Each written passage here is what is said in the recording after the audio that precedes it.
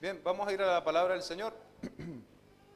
Como muchos de ustedes saben, ya hemos llegado a nuestra última predicación en esta serie, en la epístola a Tito.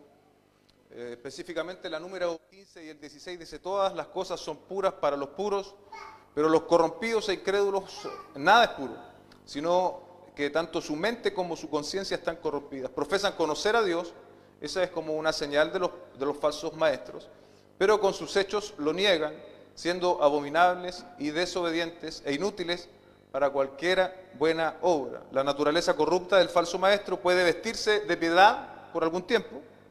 Sin embargo, sus hechos, ¿sí?, y su doctrina va a terminar delatándolos. Amén. Van a ser delatados.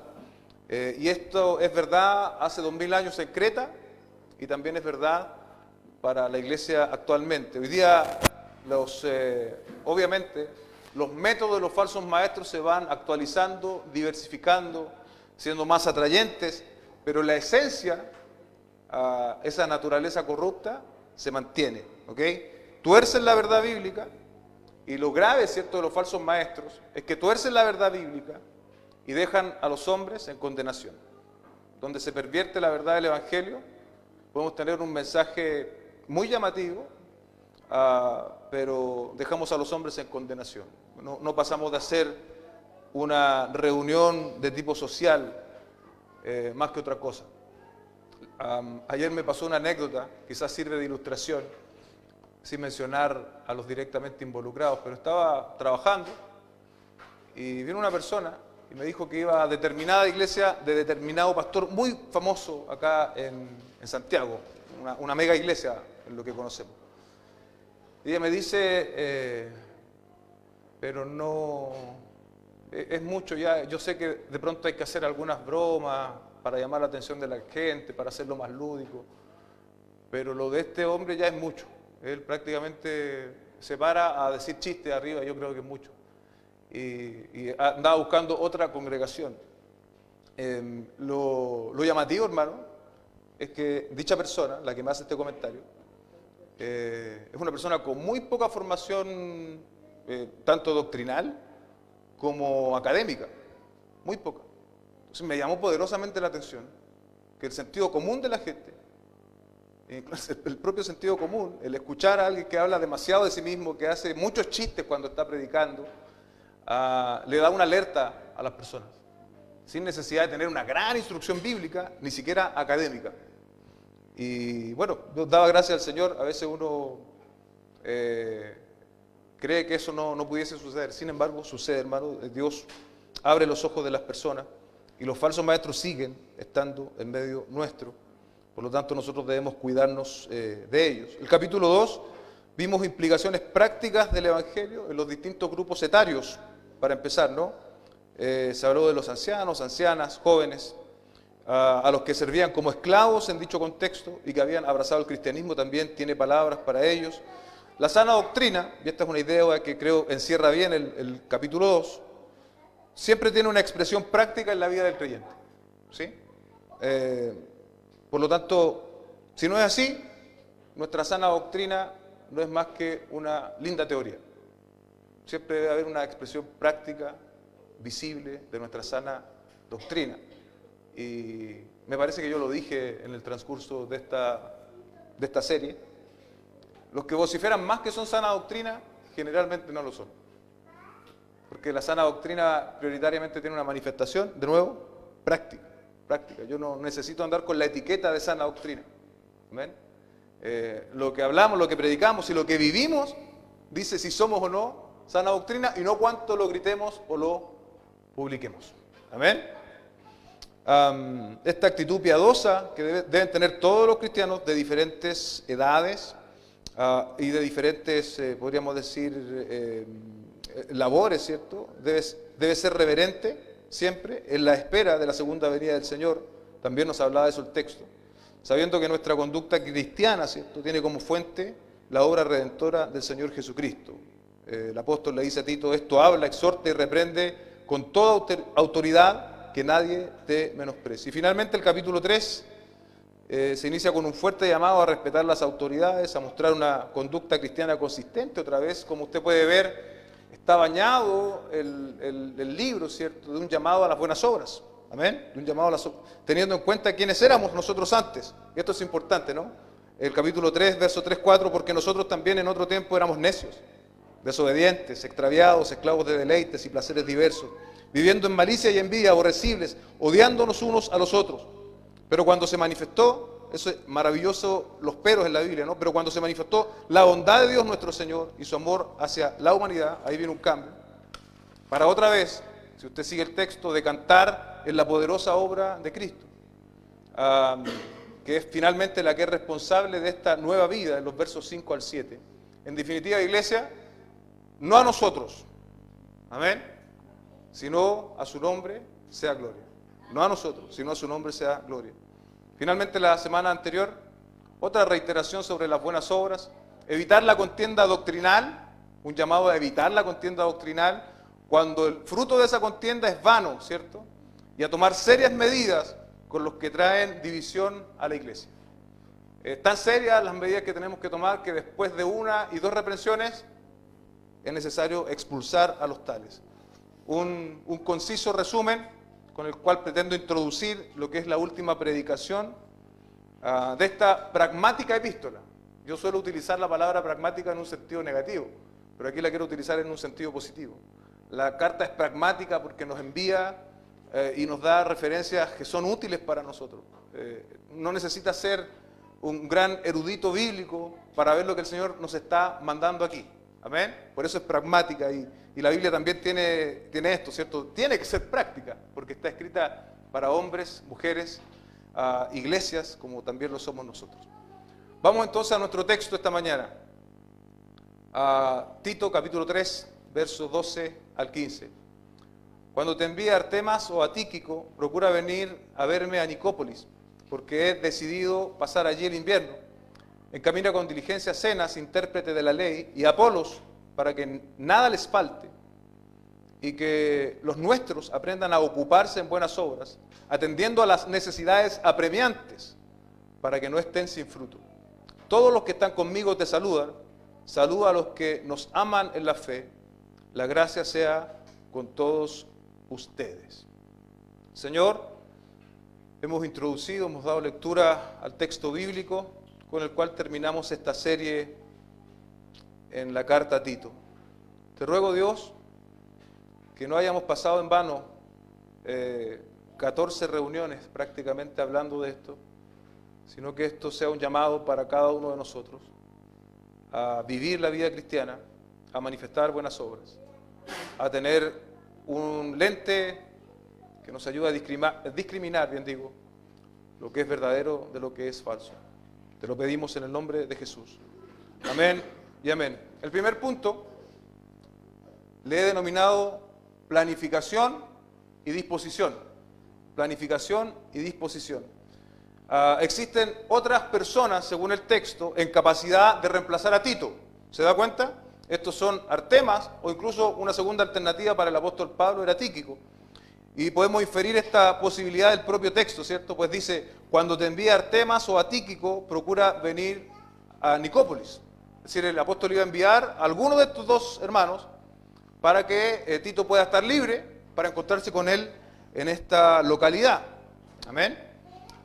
Es necesario, ¿cierto?, que cualquiera de estos dos hermanos llegaran a Creta para que Tito pudiese encontrarse con Pablo en Nicópolis. Existe una planificación en la agenda de Pablo, la necesidad de reunirse con Tito. ¿Por qué razón? El texto no lo dice, ¿cierto? No nos dice por qué Pablo quería juntarse con Tito, pero podemos inferir que dicha reunión iba a tener relación con el avance del Evangelio, porque cuando leemos nosotros todo lo relacionado con el apóstol, él vivía por la causa de Cristo. Amén. Artemas no aparece mencionado en otro lugar del relato del Nuevo Testamento. Usted lo busca. ¿Usted sabe buscar, por ejemplo, eso? Hoy día es muy fácil. Pone en su celular ahí la aplicación, pone Artemas y le va a salir solo aquí. No le va a salir en ningún otro sitio.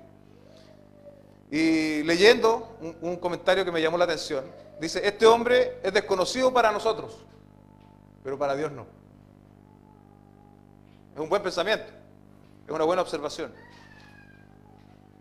Oh, qué lindo el vaso.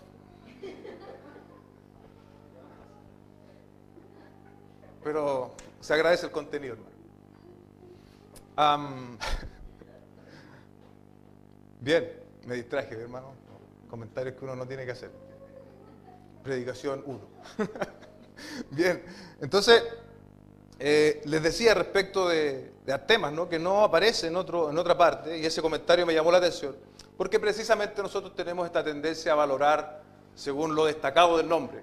Sin embargo, a pesar de que nosotros no hay más referencias a él, Dios sí lo conoce, y fue contado como un siervo capaz de reemplazar a Tito en la obra en Creta. A Tíquico sí lo conocemos, es mencionado en Hechos capítulo 20, verso 4, acompañando a Pablo en su primer encarcelamiento, y fue quien llevó las cartas a los Efesios, a los Colosenses y a Filemón. Nos deja ver el texto, ¿cierto?, la disposición de este hombre al servicio. No solo era necesario que las cartas fueran divinamente inspiradas, ¿cierto? El apóstol, ya sea escribiendo él o algún secretario escribiendo, la tarea no terminaba allí, esas cartas tenían que llegar a un destino. Y en esos tiempos sabemos que no había medios de transporte muy rápido, tocaba entonces de caminar, quizás andar en algún animal, en el mejor de los casos, pero recorrer esos caminos por varios de cientos de kilómetros. Y ahí usted también ve, ¿cierto?, el complemento. Una tarea tan importante, tan relevante, que hoy día incluso nos afecta a nosotros, en la escritura del texto bíblico inspirado, pero también alguien que está dispuesto a andar cientos de kilómetros para llevar esas cartas a su destino. Ese era Tíquico. Y es interesante, hermanos. Vemos sinergia, vemos armonía en el trabajo misionero de la iglesia. Características que también nosotros debemos aprender y debemos procurar. Amén. En un mundo, o más bien en un mundo cristiano que suele valorar mucho lo público, en desmedro de lo más privado. Pero si tuviésemos solo ministerios públicos, créame que la iglesia no sería iglesia. Amén. Es necesario los que predican, pero también los que hacen otras labores en la iglesia. Es tan vasto lo que podemos hacer en el servicio al Señor, y a veces nosotros nos encasillamos en ciertas tareas. Por lo tanto, vemos aquí en este texto, nos lo muestra de manera implícita. Dios requiere que nosotros planifiquemos. Amén. Dios requiere que nosotros tomemos decisiones, y esa planificación necesita personas dispuestas para la ejecución. Podemos hacer una excelente planificación, pero si no hay obreros dispuestos, entonces no vamos a avanzar absolutamente nada. Y esa participación va a demandar tiempo, va a demandar recursos, va a demandar negación, como lo hacían estos hombres. La pregunta para nosotros esta mañana: ¿cuán dispuestos estamos, amados hermanos? ¿Qué lugar tiene la iglesia para nosotros en términos de prioridad? Primero, segundo, último. En este sentido, el versículo 13 sigue sumando a esta misma idea. Le dice el apóstol Pablo a Tito: encamina con diligencia. Tito, un siervo de Dios, debía preocuparse de las necesidades de otros siervos de Dios, que también se nos dicen los nombres, Zenas y Apolos. Posiblemente estos eran los que llevaban la carta a Tito. Y Pablo se los encarga, le dice: encamina con diligencia. Un comentario consultado dice: encamínales con solicitud, de modo que nada les falte. En el Nuevo Testamento da la idea de apoyar el ministerio de los siervos de Dios, darles hospedaje, sostén material, fondos para sus próximos viajes. Esto es apoyo al trabajo misionero y a la obra del evangelismo, dice el comentario Vidal y Valencia. Encamina, por otro lado, significa suplir sus necesidades, proveyéndoles lo necesario para que continúen su viaje hacia su destino, quizás el sur, Cirene o Alejandría, dice el comentario cultural de la Biblia. ¿Quién era Zenas? Tampoco se menciona en otra parte del Nuevo Testamento. No se sabe si era con precisión un abogado judío o griego. Y Apolos era un orador elocuente, a él sí lo conocemos, ¿no? De Alejandría, a quien Priscila y Aquila ayudaron a comprender claramente el Evangelio en el libro de Hechos. El texto nos permite hablar, hermanos, del sostén de la obra del Señor. Amén. Encamina con diligencia para que nada les falte. Le dice el apóstol Pablo a Tito, para que nada les falte. No es un sostén así como por si acaso, tú habla con ellos, a ver, no, es algo, es una tarea bastante mayor la que el apóstol le estaba pidiendo ahora a Tito. Zenas y Apolos ya no están acá entre nosotros, ¿cierto? ¿Qué debiese ser nuestra responsabilidad de sostén económico? Sin lugar a dudas, la obra de Dios. Y aquí quiero plantear algunas preguntas, no para solucionar mañana, iglesia, sino en el tiempo, si Dios nos permite crecer, etc. Y algo que es claro es que no estaremos indefinidamente, por ejemplo, en esta sede que es prestada. ¿Sí? No estaremos por los siglos de los siglos aquí. Y para irnos a otro lugar, la iglesia requiere sostén económico. Amén. Nosotros desde que comenzamos hace más de 20 años, cuando yo no era el pastor principal ni siquiera, desde ese entonces la iglesia creo que solo por periodos muy cortos logró sostener al pastor económicamente. Que no fui yo, como digo, fue mi hermano que me antecedió en el liderazgo de esta congregación. Y eso tampoco lo podemos perpetuar como natural. Yo no sé si lo vamos a lograr honestamente, no lo sé. Pero yo tengo la obligación hoy día, a la luz de la Escritura, de decirle que como iglesia tenemos una responsabilidad de sostén económico sobre la obra de Dios. Porque se imagina si nosotros vamos a apoyar la obra misionera, pero nosotros no tenemos un lugar propio donde congregarnos, tampoco hay un sustento a una persona al menos en el ministerio. Entonces sería un poco aventurado, ¿no?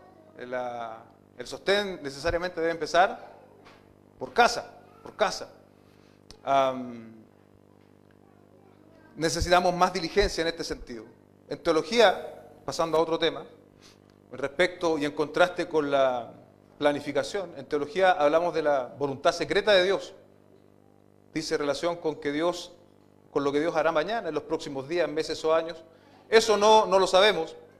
Podríamos estar pensando de manera errada, que producto que no conocemos el mañana, no nos deberíamos sentar a esperar que las cosas suceden sin planificar, sin proyectar. Pero esto es ajeno a lo que el texto nos muestra hoy. El apóstol escribe, por ejemplo, he decidido pasar allí el invierno.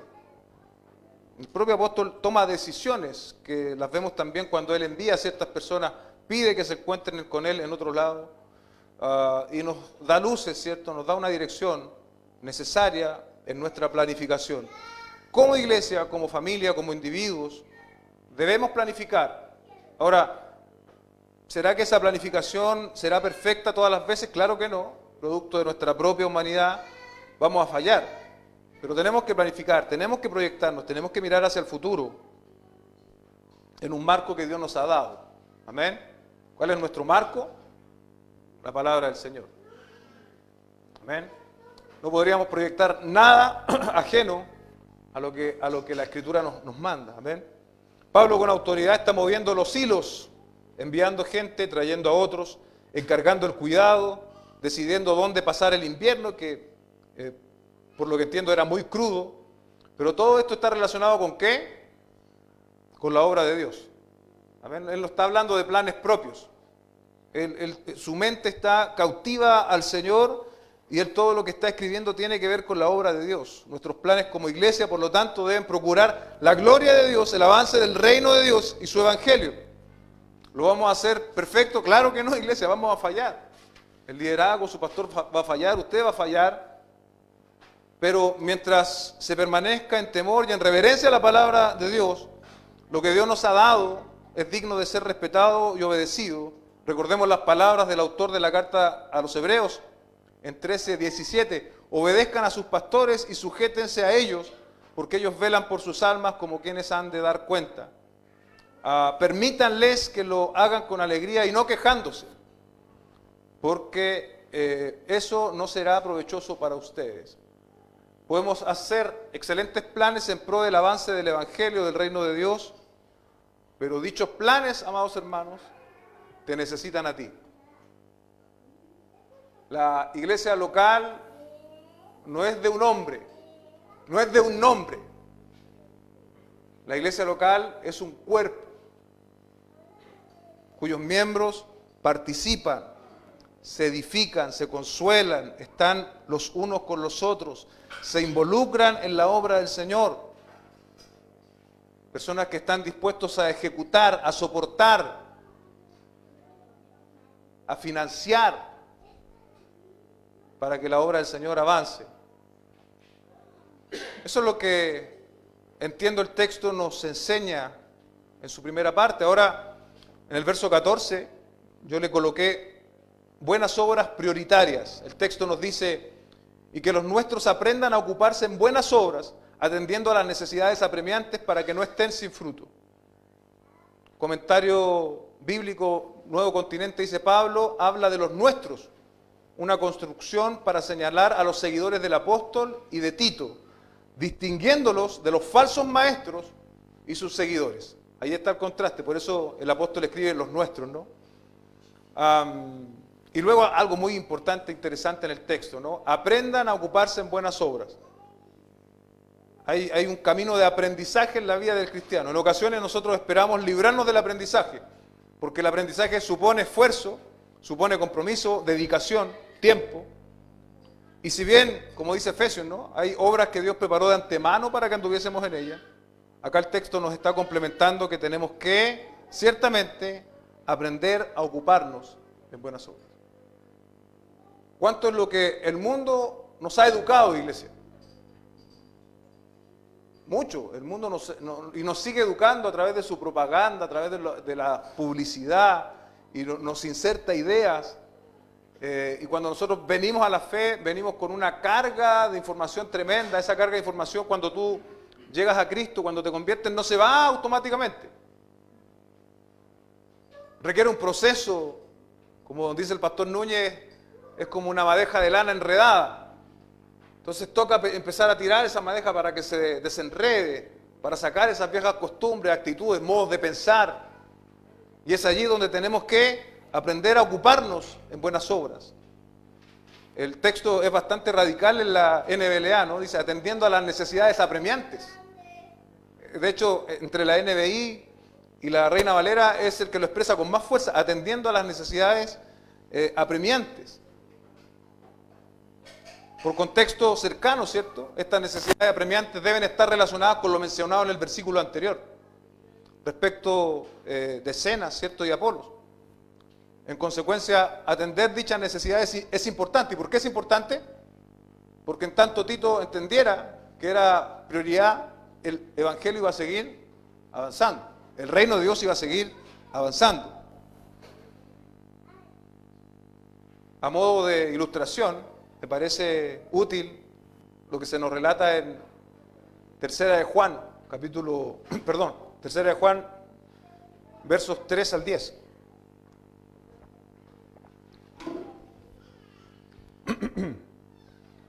Dice, pues me alegré mucho cuando algunos hermanos vinieron y dieron testimonio de tu fidelidad a la verdad, esto es, de cómo andas en la verdad. No tengo mayor gozo que este, oír que mis hijos andan en la verdad. Amado, estás obrando fielmente en lo que haces por los hermanos, y sobre todo cuando se trata de extraños, porque ellos dan testimonio de tu amor ante la iglesia. Harás bien en ayudarlos a proseguir su viaje de una manera digna de Dios, muy similar al encargo que el apóstol Pablo le estaba haciendo a Tito, ¿no? Pues ellos salieron por amor al nombre, no aceptando nada de los gentiles.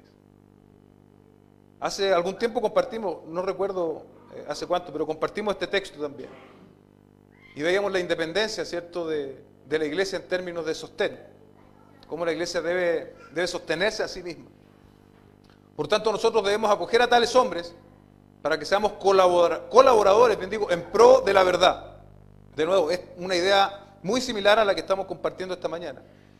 Escribí algo a la iglesia, y aquí también el contraste que no debemos atender, pero Diótrefes, a quien le gusta ser el primero entre ellos, no acepta lo que decimos. Por esta razón, si voy, llamaré la atención a las obras que hace, acusándonos injustamente con palabras maliciosas. No satisfecho con esto, él mismo no recibe a los hermanos, actitud contraria a la que sí debiésemos hacer, se los prohíbe a los que quieren hacerlo y los expulsa de la iglesia. Ese es el perfil de Diótrefe. Y otra vez recuerdo lo sucedido en Hechos, ¿no? En la distribución de los alimentos en las mesas. Me parece que también hace poquito estuvimos allí. Distribuir las mesas podría parecer una tarea apremiante. Sin embargo, lo más importante era la tarea apostólica de dedicarse a la oración y a la palabra. La NBI traduce este texto: que aprendan los nuestros a empeñarse en buenas obras, a fin de que atiendan a lo que es realmente necesario y no lleven una vida inútil.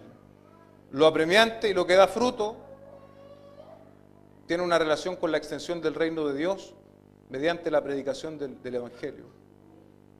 El Señor nos ayude, iglesia. Debemos aprender a distinguir lo apremiante, porque tenemos problemas allí.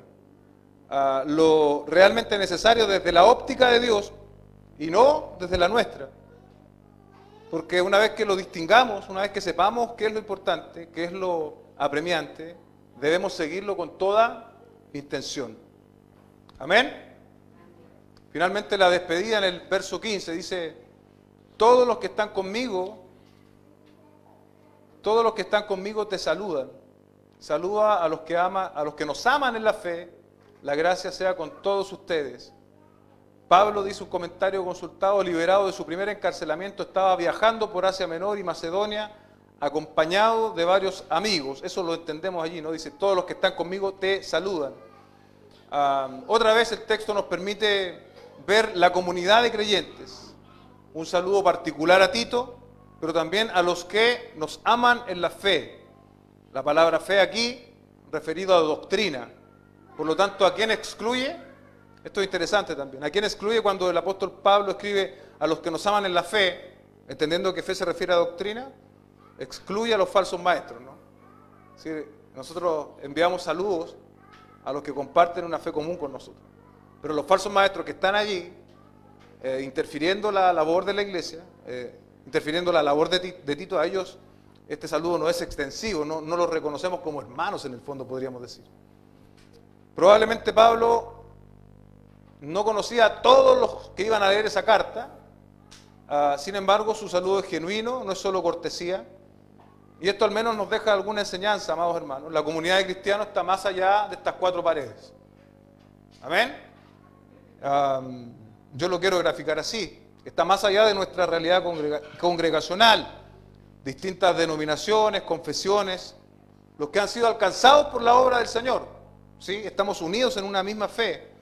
Y aquí quiero ser más gráfico: los que aplauden y los que no. Amén. Los confesionales y los que no son confesionales.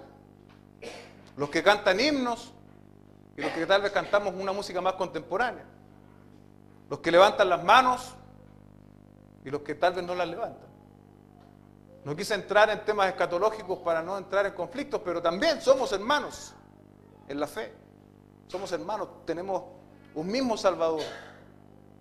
Tenemos un mismo Evangelio al cual obedecemos, el mismo que nos ha salvado. Más allá de nuestras legítimas diferencias, que a veces nos distinguen, pero que no deben dividirnos. Finalmente termino con esta idea. Se buscan obreros para las distintas tareas de la iglesia. Se buscan personas comprometidas con el Señor, cuyo compromiso se haga patente en la iglesia local. Lo adelanté esto antes. Es inapropiado pensar hoy en misiones cuando nuestra propia realidad de iglesia local tiene varias áreas desprovistas. O dicho de otro modo, amados hermanos, esta es la misión a la cual Dios te ha llamado hoy, si tú te sientes parte de la iglesia, obviamente. Él espera que tú participes, ¿sí? Que tú sustentes, que tú sirvas. Él espera que tú ames a tu iglesia local. Oremos. Bendito Dios y Padre Celestial, te damos gracias esta mañana. Hemos llegado al final de esta carta con ciertos apuntes, Señor, con ciertas reflexiones a la planificación, a la participación, al compromiso, que a veces nos es tan esquivo, Señor, pero que sin embargo demostramos con las cosas que nos interesan. En cada asunto que nos interesa somos puntuales, invertimos recursos, estamos prestos, somos diligentes. ¿Cuánto más en la empresa tuya, Señor? ¿Cuánto más en tu iglesia? Ayúdanos a madurar, ayúdanos a crecer, entendiendo otra vez que esto es también un proceso natural, orgánico de crecimiento, Señor.